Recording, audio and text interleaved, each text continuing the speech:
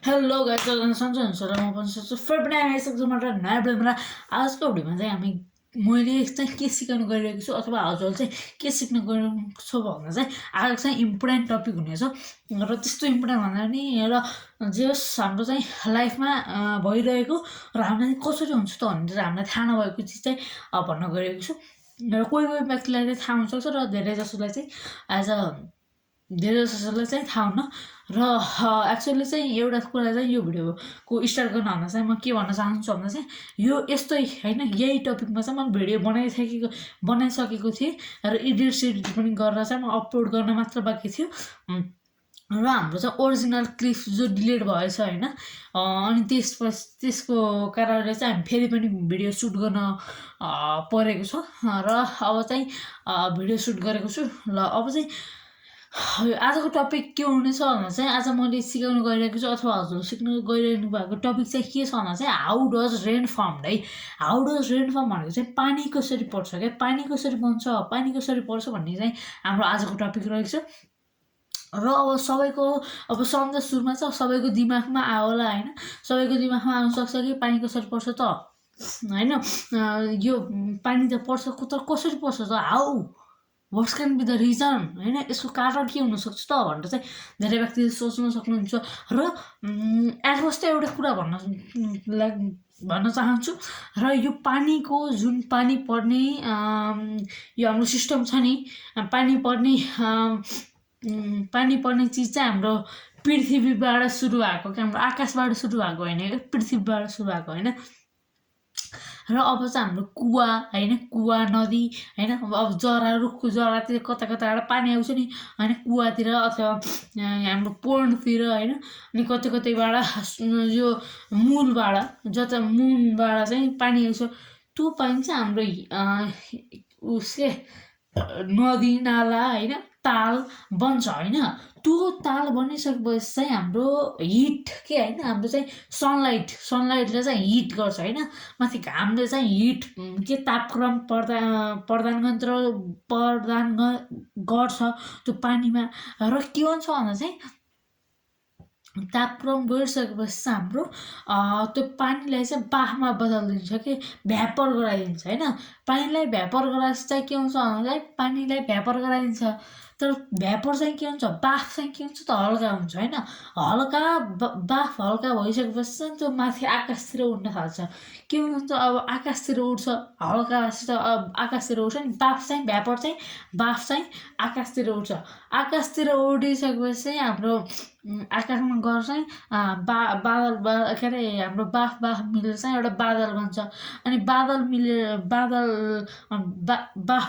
चाहिँ बादल बन्छ र बादलहरू चाहिँ पछि चिसिन्छ होइन। अनि बादलहरू चाहिँ जब ठोक्किन्छ अथवा जब चिसिन्छ होइन, चिसो हुन्छ त्यो माथि गएपछि तब चाहिँ पानी बन्नु अनि ठोक्किने चिसिने यताउता भयो भने चाहिँ पानी पर्छ क्या, बुझ्नु नि, पानी पर्छ। सुन्नु, पानी पर्छ, त्यहाँबाट पानी पर्दा पनि अब ठुलो अग्ला हिउँ के अरे हिमालतिर हाम्रो स्नो आइस आउँछ होइन, अनि यता पानी पर्छ र त्यो आइसहरू हुन्छ, पानी परेको नि यही गति जान्छ र आइसहरू पनि पिघ्लिन्छन् र त्यही हाम्रो चाहिँ रिभर नदी नाला भनेर चाहिँ अब घामले आउँछ अनि बाफ बनाइदिन्छ, फेरि माथि जान्छ, माथि चिसिने यता हुन्छ, ठोक्किन बदल के गर्छन् के अरे घाम चिसिन्छ, त्यहाँबाट फेरि पानी पर्छ। यही चाहिँ हाम्रो चाहिँ water cycle, the water cycle भनेको चाहिँ यसलाई हो है। अब हाम्रो चाहिँ अब इङ्ग्लिसमा भन्नुपर्दा चाहिँ अब माथिबाट यहाँ हाम्रो पानी हुन्छ नि, त्यसलाई चाहिँ कलेक्सन भनिन्छ नि, पानी चाहिँ कलेक्सन गरेर चाहिँ हाम्रो चाहिँ यो घामले चाहिँ तापक्रम प्रदान गर्छ र त्यो बाफ माथि जाने भनेको चाहिँ इभापोरेसन भन्छ। इभापोरेसन चाहिँ बाफ चाहिँ माथि जान्छ र इभापोरेसन बाफमा माथि गइहाल्छ, बादल बन्न थाल्छ, बादल बन्छ होइन, चिसिन्छ, त्यसलाई चाहिँ कन्डक्सन भन्छ। र चिसिसकेपछि चाहिँ हाम्रो ठोकिन चिसिएपछि चाहिँ हाम्रो तलतिर झर्छ, त्यसलाई चाहिँ पर्सिपेसन भन्छ होइन। र तल झरेपछि चाहिँ फेरि नदी नाला बन्छ, कलेक्सन भन्छ। त्यसरी चाहिँ हाम्रो यो वाटर साइकल यसरी चाहिँ पानी पर्छ र अब गडाङ गुडुङ तर त्यो गडाङ गुडुङ पनि कति माथि गरे त भन्ने हामीलाई थाहा हुन्न होइन। हाम्रो चाहिँ फ्रिजहरू चाहिँ अफ गरिन्छ नि त, सेफ्टी इज होइन।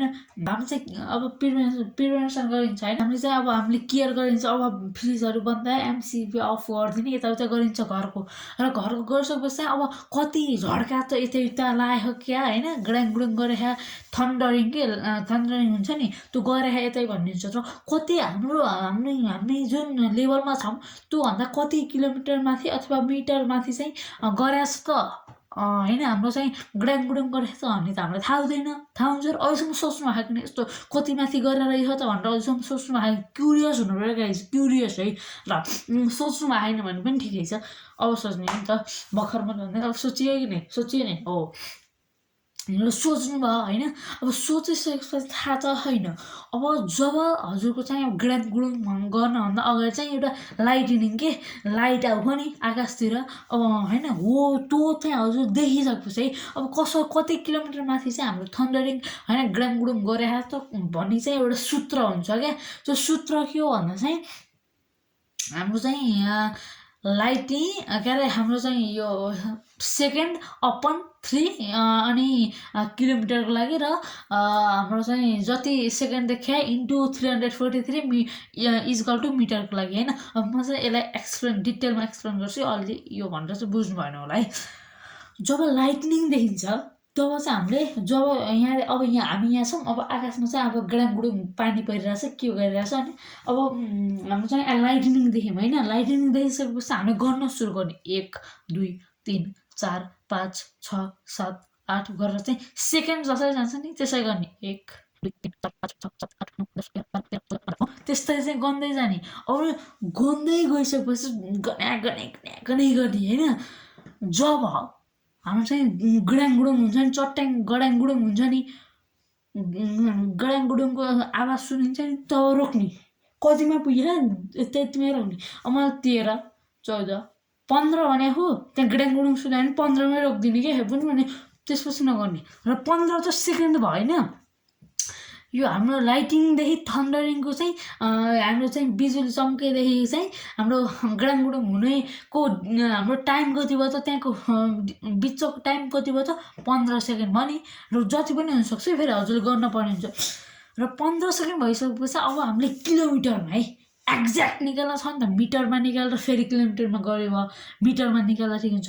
र अब होइन लगभग भन्नेमा निकाल्न छ भने चाहिँ अब 15 सेकेन्ड भने divide by 3 is equal to kilometre हुन्छ क्या। अब डिभाइड बाई 15 डिभाइड बाई 3 गर्दा कति हुन्छ 5 हुन्छ है। भनेको चाहिँ 15 गुणा 3 नेपालीमा चाहिँ के भन्छ 3 कति जा गर्दा चाहिँ 15 हुन्छ भन्दा चाहिँ 5 जा हुन्छ नि त। 15 डिभाइड बाई 3 गर्दा चाहिँ 5 हुन्छ। हो 5 किलोमिटर माथि चाहिँ हाम्रो गडाङ गुडुङ गरेछ होइन। 5 किलोमिटर लगभग भनेको एक्ज्याक्ट निकाल्न सक्छ हामीलाई इन्टु 343 15 सेकेन्ड छ नि अनि 15 हाम्रो 15 सेकेन्ड छ कि छैन हो छ 15 इन्टु 343 343 गर्दा चाहिँ 5145 भनेको चाहिँ 5145 आउँछ। अब 5145 लाई जो मिटरमा आउँछ 343 इन्टु 343 जति सेकेन्ड आउँछ इन्टु 343 गर्दा मिटरमा आउँछ। जति आउँछ जति सेकेन्ड आउँछ डिभाइड बाई 3 गर्दा चाहिँ किलोमिटरमा आउँछ। र 5145 मिटर भएपछि अब किलोमिटरमा निकाल्दा कति भयो त भन्दा चाहिँ 5.145 किलोमिटर भएको भएन होइन, भयो नि 5.145 किलोमिटर भयो। त्यसरी चाहिँ हामीले कति माथि रहेछ त भन्नु चाहिँ जान्न सकिन्छ। र अब चाहिँ हामी अलि धेरै चाहिँ सेफ्टी के होइन, अब यही 3-4 सेकेन्डमै गडाङ गुडुङ गरेर भने त अलि तल रहेछ हामी झनै सुरक्षित हुनुपर्छ भन्नुहुन्छ। र अब एकछिनपछि भन्छ अलि माथि आइरहेछ त्यस्तो सुरक्षित जसरी पनि हुनुपर्छ। बट त्यस्तो हामीले चाहिँ आत्तिनु पर्ने अवस्था छैन है, स्ट्रेस छैन, हाम्रो तनाव गर्ने अवस्था छैन है भन्ने चाहिँ हामीलाई थाहा हुन्छ नि त। र यही हुन्छ र यो भिडियोबाट चाहिँ मैले आशा गर्दछु कि केही न केही चाहिँ हजुरले के भन्ने हो केही न केही चाहिँ नलेज पाउनुभयो होला ज्ञान बुझ्नुभयो होला केही कुरा होइन र अब एउटा चाहिँ हजुरलाई के भयो भन्दा चाहिँ अब जब पनि ग्राङगुडुङ हुन्छ नि हजुरको घरतिर पानी पर्छ ग्राङगुडुङ हुन्छ त्यतिखेर चाहिँ कति सेकेन्ड गरेको छ बिजुली चम्केको कति सेकेन्ड अनि त्योभन्दा माथि बिजुली चम्केदेखि चाहिँ गर्न सुरु गर्ने सरी र कहीँ ग्राङगुडुङ नहुँदासम्म चाहिँ कति सेकेन्ड हुन्छ डिभाइड बाई 3 गर्छ किलोमिटरमा र इन्टु 343 गर्छ मिटरमा आउँछ इन्टु 343 343 डिभाइड बाई 3 ल यही हो र अब मैले चाहिँ के भन्न चाहन्छु भन्दा चाहिँ आगामी दिनहरूमा पनि खतरनाक भिडियोहरू आउनेछ र अहिले विगतमा होइन हाम्रो चाहिँ लेटेस्ट भिडियो चाहिँ हाम्रो वाट इज ट्रेडिङ भन्नेको छ यो त्यो भिडियो पनि अति महत्त्वपूर्ण छ सबै भिडियो महत्त्वपूर्ण छन् र अब वाटर साइकल पनि कसरी पानी पर्छ भनेर पनि अहिले जानिसक्नुभयो होला है र अझै पनि केही कन्फ्युजन छ भने चाहिँ हजुरले कमेन्टमा सोध्न सक्नुहुन्छ र अझै पनि अरू पनि अझै केही बुझेन भने चाहिँ फेरि पनि भिडियो हेर्नु म राम्ररी एक्सप्लेन गरेको छु र अझै एउटा वाटर साइकल कसरी हुन्छ भन्दा चाहिँ एउटा एक्सपेरिमेन्ट पनि हामीले गर्न सकिन्छ र त्यो एक्सपेरिमेन्ट चाहिँ के हो भन्दा चाहिँ हामीले एउटा दिउरो जस्तो लिने होइन र हामी चाहिँ भाडा जस्तो लिने के दिउरो भाडा जे भने भन्छ त्यही हो दिउरो भाडा भनेको एउटा र ग्यास अथवा आगो तल राख्ने आगो बाल्दिने होइन ग्यास बाल्दिने माथिबाट पानी हाल्ने त्यो भाँडामा र माथिबाट चाहिँ केही थाल अथवा केसले चाहिँ ढाक्ने होइन त्यहाँ चाहिँ पानी उम्लिँदा त बाफ आउँछ नि त बाफ चाहिँ माथि थालमा जान्छ ठोक्किन्छ पानी फेरि बन्छ नि त हो त्यो पनि एउटा हाम्रो चाहिँ वाटर साइकल पानी कसरी पर्छ water cycle how does rain form भन्ने चाहिँ अझै बुझिसक्नुभएको छ र आगामी दिनहरूमा अलि महत्त्वपूर्ण खतरा बब्बा भिडियोहरू आउनु चाहिँ मैले भनिसकेको छु र अब त्यतिन्जेलको अर्को भिडियोमा चाहिँ भेट नहुन्जेलकोसम्म चाहिँ thank you for watching bye by